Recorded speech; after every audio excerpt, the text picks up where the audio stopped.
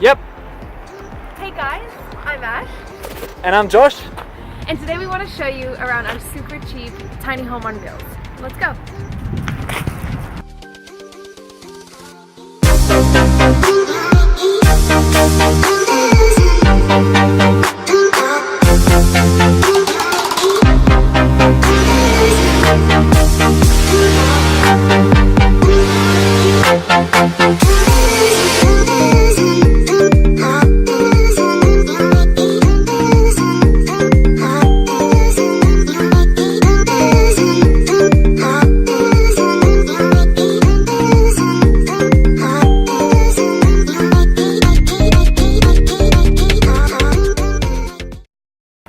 So this is a 1997 Toyota Town Ace Noah Field Tour Edition.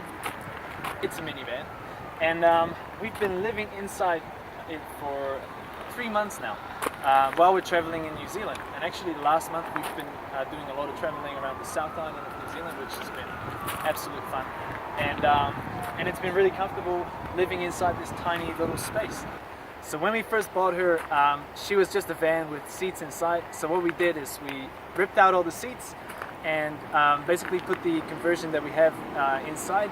And so yeah, let's have a look around the back and see what we did to turn it into this backpacker van, sleeper van, camper van, whatever you want to call it. Alright, so at the back here, we have what we call the pantry. And so when you're living on the road in a tiny space, what's really important is convenience. And so that's why we fit this in. When we designed it, we drew it up. And yeah, basically what it is, it's like a little cupboard. We put some art on the back as well. And but it opens just like this.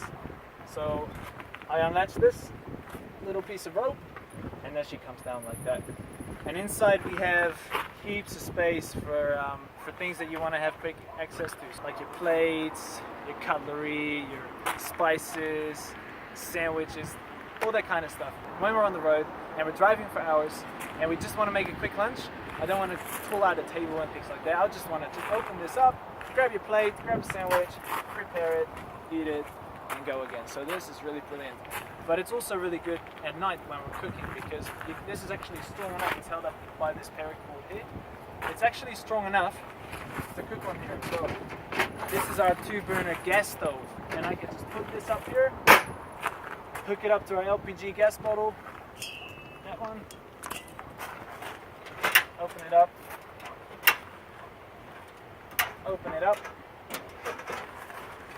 and there we go, I can cook just like that. So this is really, really handy to have, and I'd absolutely recommend to anyone that's building a sleeper van to fit something like this inside. But when you have the time to sit down and relax and eat your dinner, then obviously it's nice to have a table, right? So we obviously have that too. So come on.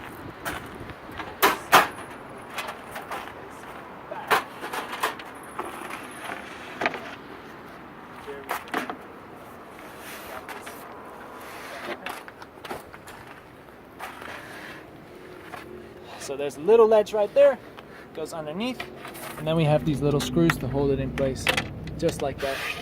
And the table's held up with this leg, which is adjustable for different heights. It's really brilliant. Cook your dinner, put away the board, grab yourself a seat, and there you go. Just enjoy the view. What a life. And when you're done your dinner, bedtime comes, or you just want to relax and lounge inside. And so obviously the bed is behind here. And as you might have noticed, the bed is quite high up. And the reason is because we wanted a lot of storage space underneath the bed. So if you come have a look down here, so under the bed, there's a space that is 45 centimeters high. So you can see the storage is just huge. We've got our bags there, our suitcases, and there's heaps of other stuff that can fit in here, which means that you can bring your bags, your clothes, your gear, your toys, anything. You can bring anything you want. You don't have to leave anything at home, which is so good about this conversion. And it's something that we're really happy with. Alright, time to show you the bed. So this is where the magic happens. Just kidding, guys. So it's a foam mattress. We managed to find one that fits perfectly inside this van. Really super comfy. We've got our pillows up there as well when we want to just lounge and watch Netflix. We also have curtains. I mean, that's crucial. You need privacy. So we actually made these ourselves. This is how one works.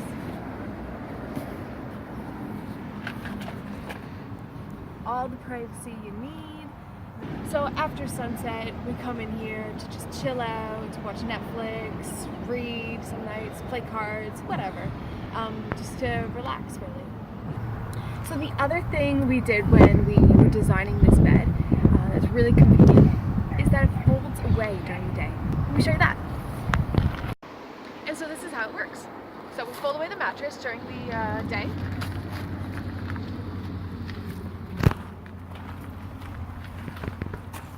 And then we fold away the leg extension.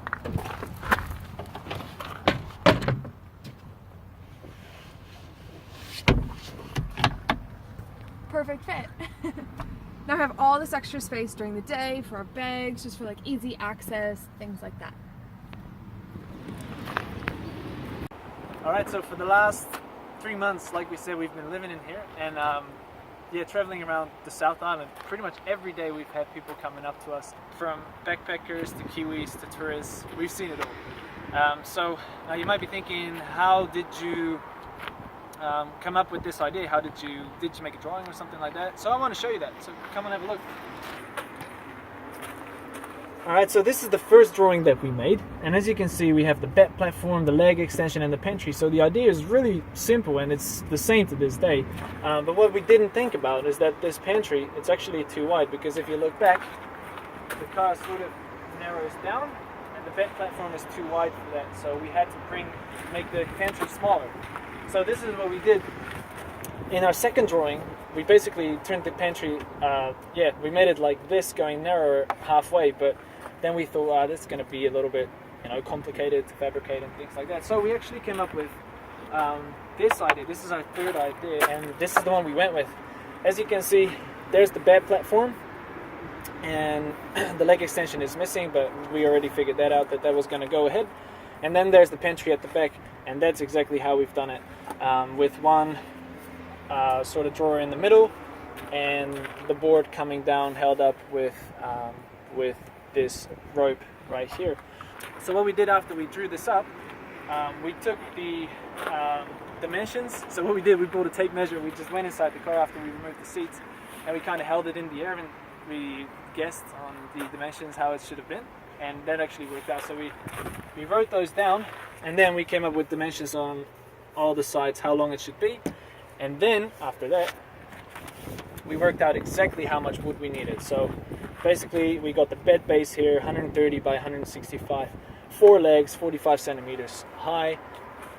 For the kitchen, we call it the kitchen, but we call it the pantry now. This is how much wood we need.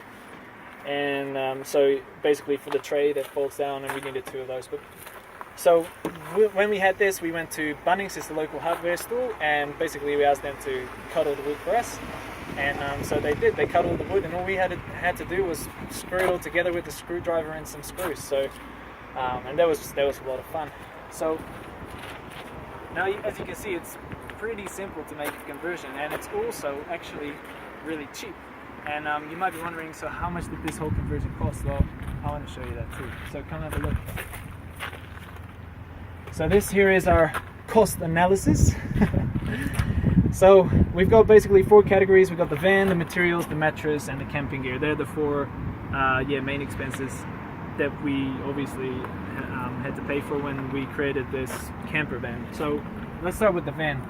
We bought this van a year ago and a bit, and we bought it for $2,200. So yeah, that was a good deal. So there you go. You can buy cheap vans in New Zealand and anywhere in the world, really. All right. So with the materials, that's an interesting one. It includes everything from the wood, the screws, the hinges, but also whatever we use for curtains, and the tools that we had to buy. So a saw, screwdrivers, and all that kind of stuff. So for the wood, it was about $150. Then for all the screws and the hinges and things like that was another $50. So let's say $200. The tools, saw, screwdrivers, $250, and then the curtains. So the curtains themselves, the strings and the little eyelets, That was another $50, so it was about $300, and that's like a high estimate. So we're gonna put down $300 for the materials. Now the mattress, we were looking for a mattress, a foam mattress, and we stumbled upon like exactly the right size. It was a little bit expensive for what we wanted to pay for it, but it was worth it because you sleep on it every night and you want a good sleep after a day of, you know, adventuring and all that kind of stuff.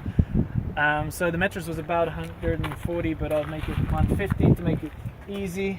150, and then the camping gear. So this includes all the you know, the camping chairs, the gas cooker, the LPG bottle, all that kind of stuff, plates, pots and things. That was another, let's say, $100. So if we have a look at the final 22, 300, 150, 100, it comes up to $2,750. That's what we paid to turn this old van, 1997, into a brilliant backpacker van, sleeper van, camper van. Your first camper van does not have to be a beautiful Mercedes Sprinter van. You know, it can just be any old van that you and a mate just have a crack at, you know, putting something inside and just have an adventure with. You know, that's what it's all about, you know, camper vanning. Just have fun, and you can certainly do that in luxury as well with something like this. Alrighty guys, I hope you got some great ideas for your own camper van build. Yeah, if you got something out of this video, please share it with a friend. You know, if you know somebody that's wanting to build its own cheap camper van, or you know, somebody that's got some big dreams on getting out there in nature and doing some fun stuff, please share it with them. And if you like these videos, give us a thumbs up. And if you're into DIY and traveling videos and things like that, keep an eye out on this channel in the future, and maybe you can subscribe. And we'll see you later. Hopefully. Cheers.